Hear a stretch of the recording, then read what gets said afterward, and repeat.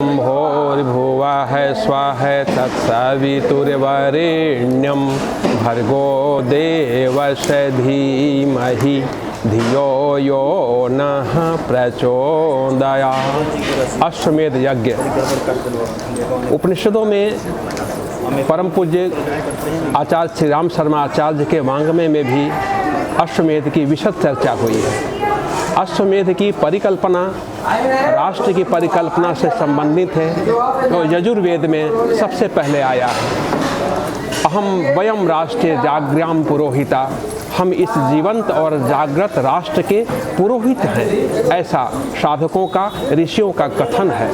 राष्ट्र व अश्वमेध, अश्व ही राष्ट्र है। राष्ट्र क्या है? अश्व है। अश्व कहते हैं शौर्य को कहते हैं।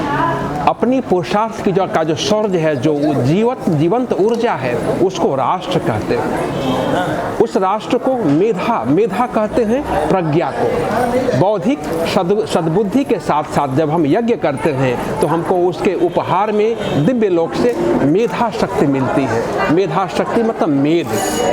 राष्ट्रीय ऊर्जा को, राष्ट्र की चेतना को यज्ञीय ऊर्जा के माध्यम से जो मेधा शक्ति हमें मिलती है, मेधा शक्ति जो सविता लोक से आता है, दिव्य लोक से आता है, उसके साथ उसका नियंत्रण, इसको ही अश्वमेध कहते हैं। अश्वमेध यज्ञ जो है हमारा, वो राष्ट्रीय नव निर्माण की परिकल्पना है, नव जागरण की परिकल्पना है। जो परिकल्पना हमारे परम पूज्य गुरुदेव ने युग निर्माण योजना के साथ साथ में व्यक्ति निर्माण, समाज निर्माण, परिवार निर्माण और राष्ट्र निर्माण की जो परिकल्पना की थी, उसी का उद्गार है।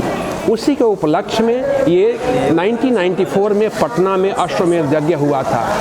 अब तक शांति कुंज ने जितने भी अश्वमेध यज्ञ कराए, उसमें सबसे मैक्सिमम आहुतियाँ कहीं पड़ी हैं तो पटना का अश्वमेध में, वो एक मॉडल की तरह हुआ है। इतना बड़ा जनाधार, इतनी लोगों की आहुतियाँ अब तक किसी भी अश्वमेध में नहीं हुई हैं। ये एक रिकॉर्ड है, शांति कुंज के रजिस्टर में, उसके आर्काइव में है। तो उसी के जो रजत जयंती समारोह है, उसका उपलक्ष्य में अभी हम लोग 251 कुंडी यज्ञ करने जा रहे हैं, जिसका कि आदरणीय डॉक्टर साहब ने आपको डेट्स बताए।